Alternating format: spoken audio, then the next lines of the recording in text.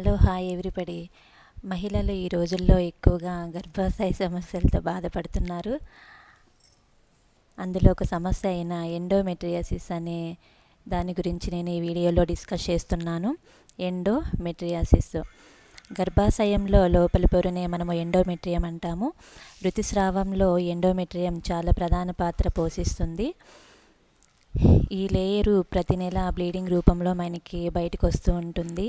తర్వాత నెలలో ఇది డెవలప్ అయ్యి అభివృద్ధి చెంది మళ్ళీ బయటికి వస్తూ ఉంటుంది బ్లీడింగ్ రూపంలో. ఇది ఒక సైకిల్ లాగా జరుగుతూనే ఉంటుంది. ఈ గర్భాశయంలో ఈ పొర లోపల పెరగకుండా బయట ఏ ఇతర ప్లేసెస్లోనైనా పెరుగుతుంటుందండి. దీన్నే మనము ఎండోమెట్రియాసిస్గా పరిగణిస్తాము. లైక్ ఓవరీస్ దగ్గరన్నా ఉండొచ్చు, ఫెలోపియన్ ట్యూబ్స్ దగ్గరన్నా ఉండొచ్చు. అక్కడ ఈ లేయర్ అనేది అతుక్కొని పోయి ఇన్ఫ్లమేషన్ని క్రియేట్ చేసి చివరికి మనకి సిస్ట్ని ఫామ్ చేస్తుంది. తర్వాత ఈ లక్షణాలు ఎలా ఉంటాయి, ఏ కారణాల వల్ల వస్తుందో నెక్స్ట్ చూద్దాము. కారణాలు, ఏ కారణాల వల్ల మనకి ఎండోమెట్రియాసిస్ వస్తుందో ఇప్పుడు చూద్దామండి. Family history of uterine problems, like మన మదర్కున్న, మన గ్రాండ్ మాస్కున్న 50% ఛాన్సెస్ మనకి ఈ క్యాన్సర్స్, ఈ యూటరిన్ ప్రాబ్లమ్స్ మనకు వచ్చే ఛాన్సెస్ ఉంటాయి. హార్మోనల్ ఇంబ్యాలెన్స్ ఉన్నప్పుడు, లైక్ ఈస్ట్రోజన్, ప్రొజెస్టెరాన్లో ఆ లెవెల్స్ సరిగ్గా లేనందువల్ల కూడా మనము దీన్ని అబ్జర్వ్ చేస్తుంటాము. మల్టిపుల్ ప్రెగ్నెన్సీస్, అదేవిధంగా 30 years ఎక్కువగా ఉన్న వారిలో కూడా ఎండోమెట్రియాసిస్ ఎక్కువగా వస్తూ ఉంటుంది. ఒబేసిటీ, ఎక్కువగా లావు ఉన్న వారిలో కూడా ఈ ఎండోమెట్రియాసిస్ని మనము అబ్జర్వ్ చేస్తాము. దీంతోపాటు సిమ్టమ్స్, ఈ వ్యాధి యొక్క లక్షణాలు ఎలా ఉంటాయో ఇప్పుడు చూద్దాము. అబ్డామినల్ పెయిన్, ఎక్కువగా పొత్తి కడుపులో నొప్పి చాలా ఉంటుంది. అదేవిధంగా హెవీ బ్లీడింగ్ మనకి సాధారణంగా 5 days అవుతుందండి. 5 days కన్నా ఎక్కువగా అంటే 10 to 15 days కొంతమందికి అవుతూ ఉంటుంది. అది మనము అబ్నార్మల్గా గుర్తించాలి. అదేవిధంగా పెయిన్ఫుల్ పీరియడ్స్ వచ్చినప్పుడు చాలా నొప్పిగా ఉంటుంది. ఈవెన్ పీరియడ్కి ముందు రోజు, తర్వాత రోజు కూడా చాలా నొప్పిగా 5 days వరకు చాలా విపరీతమైన నొప్పి ఉంటుంది. కొంతమందికి గర్భం రావచ్చు, కొంతమందికి గర్భం రాకపోవచ్చు. అదేవిధంగా పెయిన్ఫుల్ ఇంటర్కోర్స్, ఈ లక్షణాలన్నీ మనము ఎండోమెట్రియాసిస్లో అబ్జర్వ్ చేస్తాము.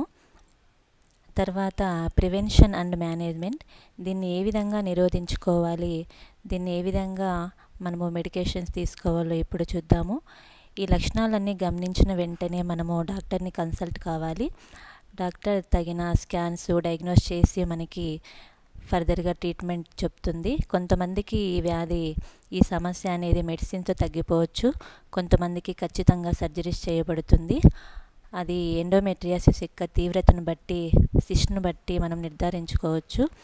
హార్మోనల్ ఇంబ్యాలెన్స్, తర్వాత ఈ హార్మోన్స్కి సంబంధించిన మెడికేషన్స్ పెడుతుంది. ఇవి ప్రతి నెల మనం క్రమం తప్పకుండా వాడాలి. దీంతోపాటు మనము లైఫ్ స్టైల్ని చేంజ్ చేసుకోవాలి.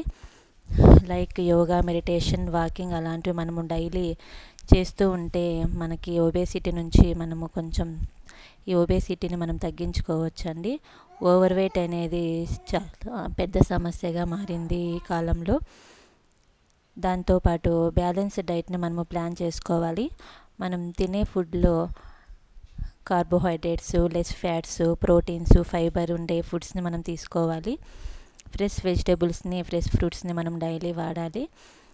మనకు హెవీ బ్లీడింగ్ వల్ల మనకి హీమోగ్లోబిన్ అనేది తగ్గిపోతూ ఉంటుంది. ఉదయాన్నే మనం ప్రతిరోజు జ్యూస్ని మనము ప్లాన్ చేసుకోవాలి. లైక్ క్యారెట్ జ్యూస్ కానీ, పొమగ్రనేట్ జ్యూస్ కానీ, బీట్రూట్ జ్యూస్ కానీ అలాంటివి తాగి మనము హీమోగ్లోబిన్ని మనం పెంచుకోవాలి. దీంతోపాటు మనం లైఫ్ స్టైల్ని చేంజ్ చేసుకోవాలి. అంటే avoid the bakery items, fast foods.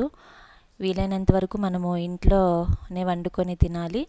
50% cancers మనకి తినే ఫుడ్ వల్ల వస్తున్నాయని ఈ మధ్యకాలంలో రుజువయింది. కాబట్టి ఫుడ్ని మనము జాగ్రత్తగా మెయింటైన్ చేయాలి. దాంతోపాటు ఈ ప్రోటీన్స్, ఫైబర్ ఎక్కువగా ఉండే ఫుడ్స్ని తీసుకోవాలి.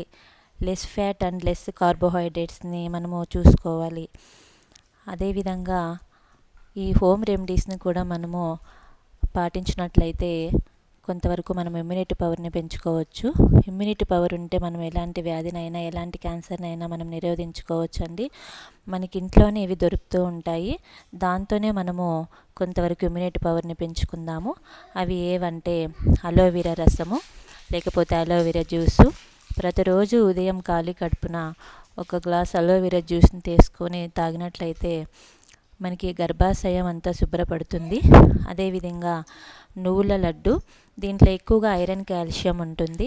ఇది మనం తీసుకున్నట్లయితే మనకి రక్తహీనత నుంచి మనం బయటపడవచ్చు. అదేవిధంగా అవిసె గింజలు, ప్రతిరోజు అవిసె గింజలను మనం దోరగా వేయించుకొని వీటి యొక్క పొడిని తీసుకున్నట్లయితే మనకి హార్మోన్స్ అనేటివి బ్యాలెన్స్గా ఉంటాయి. అరటిపండు ప్లస్ పసుపు పాలు, ఈ రెండు మిశ్రమాన్ని మనం తయారు చేసుకొని తాగినట్లయితే మనకి ఇన్ఫెక్షన్స్ తగ్గుతాయి. ఈ హోమ్ రెమెడీస్ని ప్రతి ఒక్కరూ చేసుకొని కొంతవరకు మీ హెల్త్ని మీరు కాపాడుకోండి. అలాగే ఇమ్యూనిటీ పవర్ని కూడా పెంచుకోండి.